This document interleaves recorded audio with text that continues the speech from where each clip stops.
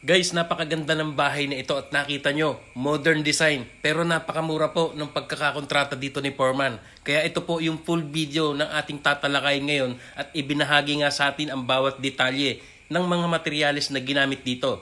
So ayan po, kung mapapansin nyo, streamline type po yung setup ng bahay na kagaya po ng nakikita nating full concrete house. Pwede rin palang gawing kagaya dito sa full cladding house na kung saan ito po ay naka-double wall na, naka-fully tiles, naka-kisame. Kaya po napakaganda po nito at lalo pag nakita nyo po yung loob ng bahay ay talagang akalain mo hindi ito full cladding house. So ito po ang ating topic at pag-uusapan ngayon.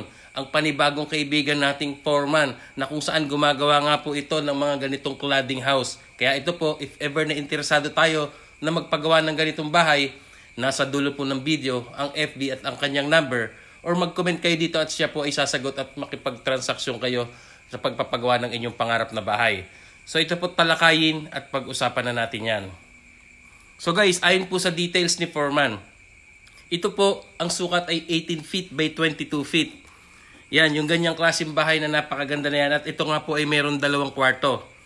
Kinonvert naman po natin ito by the meters at lumalabas na 5.4 meters by 6.6 meters. In total of 36 square meters. And guys, ito nga ay may 2 kwarto at isang CR. Kitchen and dining area, maluwang na sala at terrace. Ayan nga po, nakikita natin napakaganda.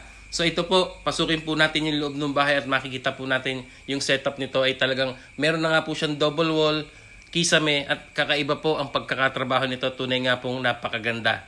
So ito po, unahin natin ang about sa mga hollow blocks na ginamit dito, about sa basement, sa part ng kusina at CR.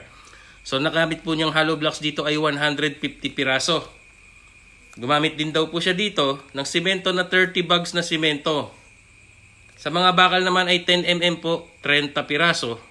At gumamit po siya dito ng 2 load na core sand. So guys, ayan po, nakikita nyo. Naka-tiles na po siya, napakaganda, double wall. At plywood po ang ginamit na marin. Ayon po kay sir, ito po ay 40 pirasong plywood. So ayan.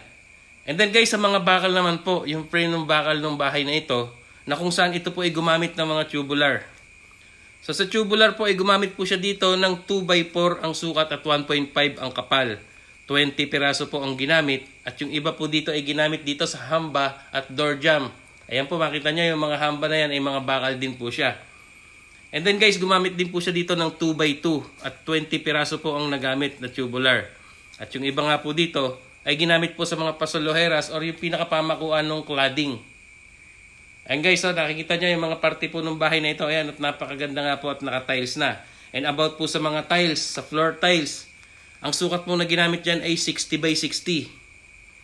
And then guys, dito po sa metal paring, ayan at nakita nyo may kisame na, ay umubos po siya dito ng 30 piraso ayon po kay sir. At yun nga yung marine plywood po na ginamit ay 40 piraso.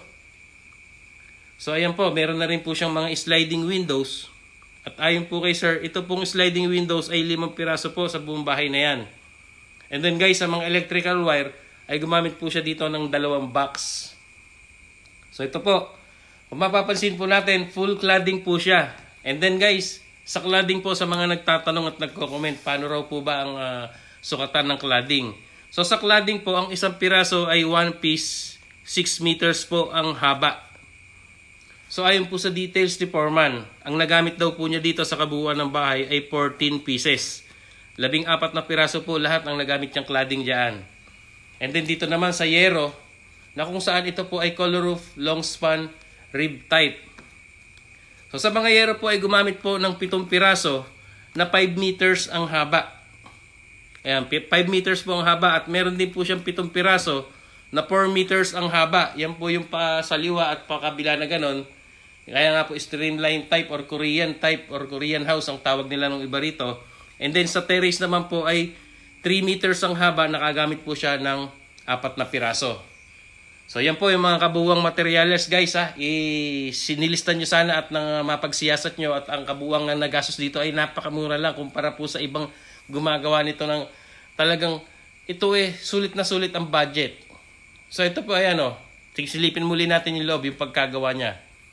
Ayan, fully tiles with panel doors, with sliding windows, double wall, kompleto po yan.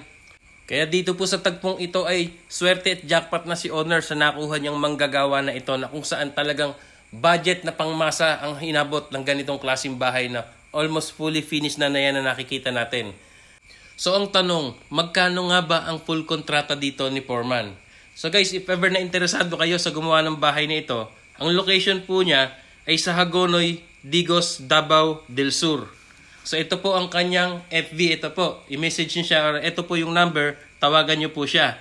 So ito po, ayon po kay Foreman, ang kabuuan pong nagastos dito or kontrata sa ganito pong katayuan na bahay na nakikita nyo at ngayon ay nakatira na ang pamilya dito at fully finished na ito, sa ganitong sukat na 18 feet by 22 feet na meron pong 2 kwarto at isang CR at meron po itong terrace na nakita natin sa kagandahan po ng Foreman ng bahay na yan. Ang lahat po yan, labor and materials, ay nagkakahalaga po ng 250,000 pesos.